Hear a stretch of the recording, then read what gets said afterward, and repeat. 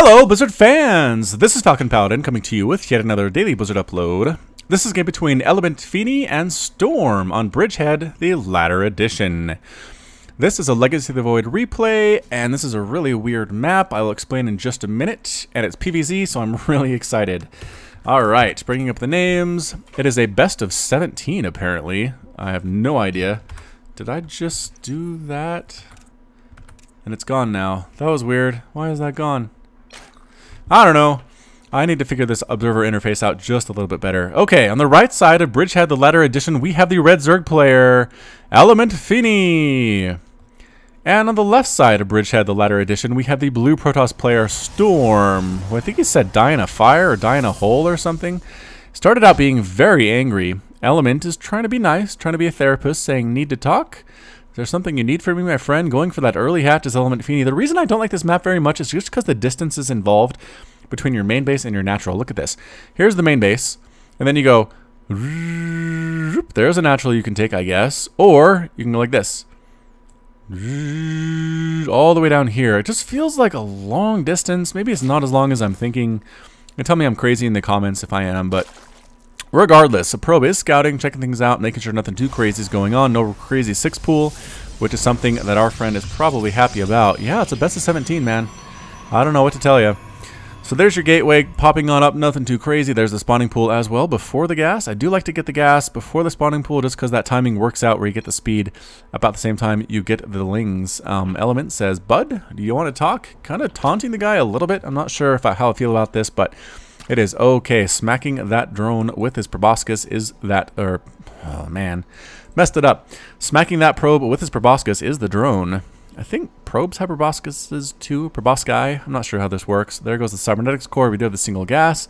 Probably going to be an adept opening. Adept is a pretty darn good unit. This guy's escaping with his life, having been smacked around by that drone just enough. Are we going to get a queen here? No, because there's not a spawning pool yet. We have enough to do this though. Queen 1? Queen 2? Yeah, excellent timing. Good job there. Making sure you have enough minerals to get queens at both the bases at the same time. That's what I like to see from my Zerg players.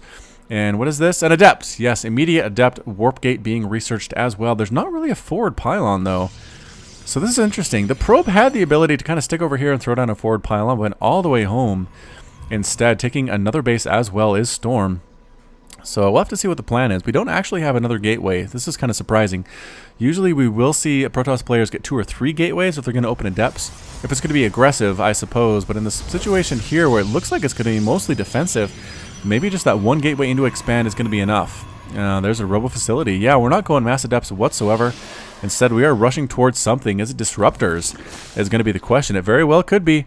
And in response, Roach Warren, this is what Zerg players like to do against these adepts. They recognize they're going to have to deal with them at some point during the game, so they go ahead and pop up the Roach Warren, as roaches do not take that extra damage from the adepts. It's much, much, much more economical to deal with them that way rather than lings, although if you have enough lings, you can handle them fairly well at the same time. There goes the second gateway here at the 3-minute mark, a little bit late again, but that's okay.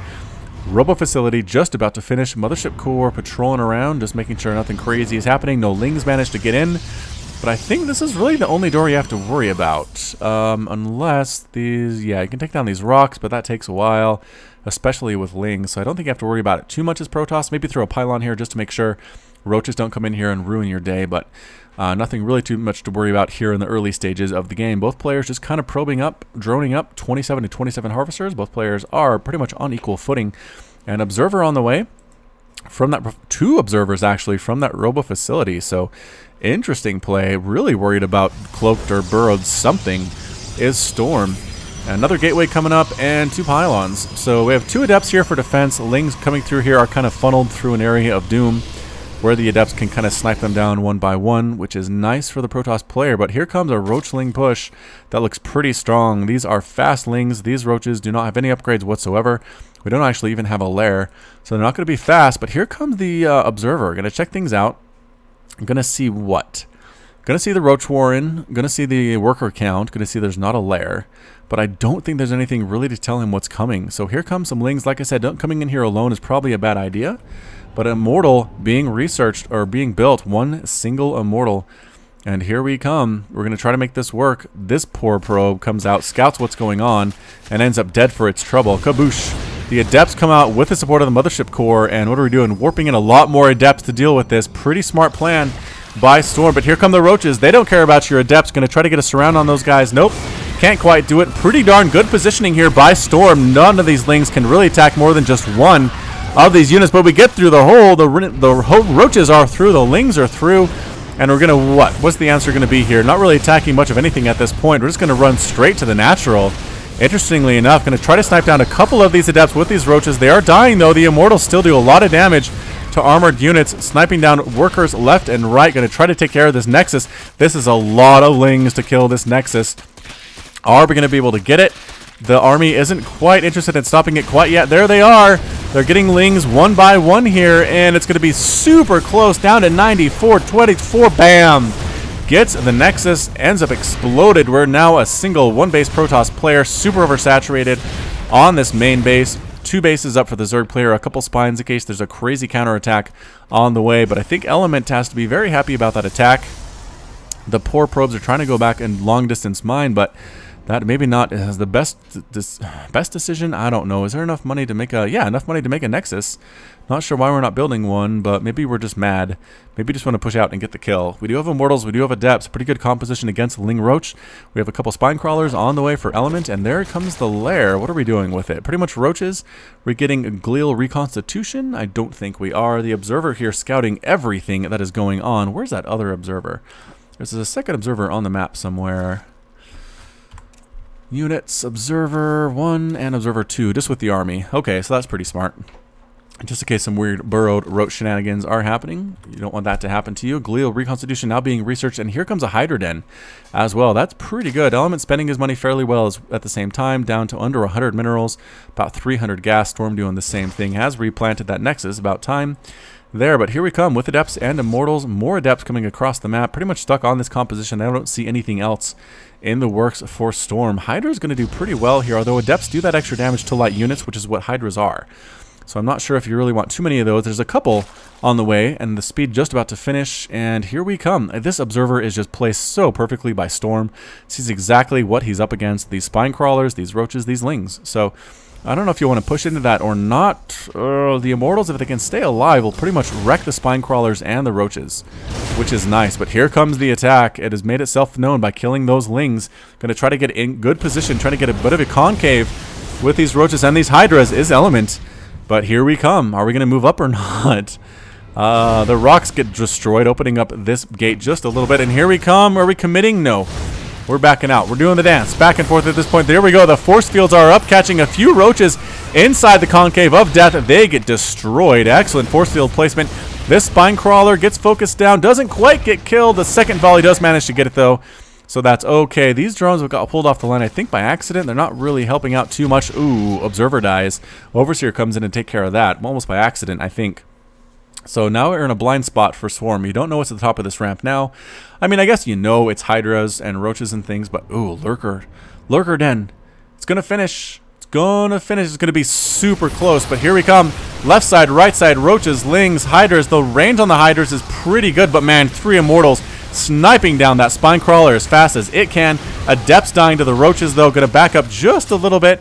So many drones getting pulled off the line to help to deal with this. Ooh, don't want to lose any of these sentries. Good force fields trapping everybody. One of the Observers, sentries gets trapped on the wrong side and does go down. Are we going to make Lurkers to deal with this? I mean, then there are Observers. So maybe not a great choice, but there are Hydras. So a number of Hydras are here. I don't know if we're going to actually turn them into Lurkers or not. There is a Lurker Den, so yep. There we go, morphing into a Lurker. 2 Lurkers in production. Element kind of low on gas. I think pulling those drones, he pulled some of the guys off the gas there as well. But basically, we're at 2 base Zerg against 3 base Protoss as this Zerg Nexus is going down. It's not a good position you want to be in at all. If you are a Zerg player, the Protoss doing what it can. Are getting any upgrades at all? No, I don't think there's even a forge really on the map at this point, but that is okay. Getting that 3rd base is a really excellent choice. Feeling very happy about this composition. A few Stalkers, that's always good for that extra DPS. I mean, they do 14 versus armored, making them okay against Roaches as long as they're not getting shot back. So you pretty much want the Adepts to shield everybody else, because the shields, again, the Adepts do have that 1 armor. They have 90 and 90 shields and hit points. You can also get the upgraded plus 50 shields at the, what is that? At the the Twilight Council. Is that what it is? The Templar Archives, I think. Regardless, pushing out across the map are the Roaches and the Hydras and the Lurkers and the Lings. Gonna snipe down this Observer. Yikes, probably wanted that. StorM probably wanted that, considering there are Lurkers on the way. Are there any Observers left on the field? Yes, there are. It's with the army, so that's good. But here we come. Are we going to push in here? It's a pretty wide choke, pretty hard to defend if you're StorM. Element has the advantage of being on the attack here. It's just a matter of what's going to actually happen. So Lings are kind of sitting in base. I'm not sure if they're worried about a counterattack or what, but Element's going up with his main army. He has how many Lurkers now? 2 morphing in and a whole bunch all ready to go. So, all right, Lurker production has been maxed out at this point, looking very, very good. It's 45 to 32 Harvesters. The Protoss player has a pretty big advantage at this point in the economy. Element needs to kill this base, and he's going to go for it. He brings the Lurker all the way in. It gets killed immediately. That was probably a misclick, but the Lurkers are in range of that Nexus. Roaches and Hydras trying to snipe it down as well. They don't care about what's shooting at them necessarily. And the Nexus is going to fall on a couple more volleys. Boom, it does end up dead. The Lings kind of push everybody back, bringing out the Lurkers and then reburrowing them again just closer, sieging, sniping down so many Stalkers. Woo, Stalkers die so fast to Lurkers. The Hydras as well doing their job with their ranged attack.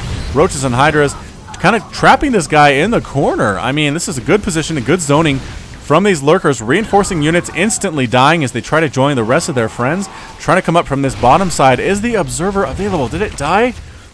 Oh, no, there's not an Observer for StorM. Oh, no, and that's it. StorM leaves the game. Element is victorious. And that's it. When did that Observer die? I think maybe it might have been focused down by the Hydras during this battle here, but excellent play there by Element. He defended super well.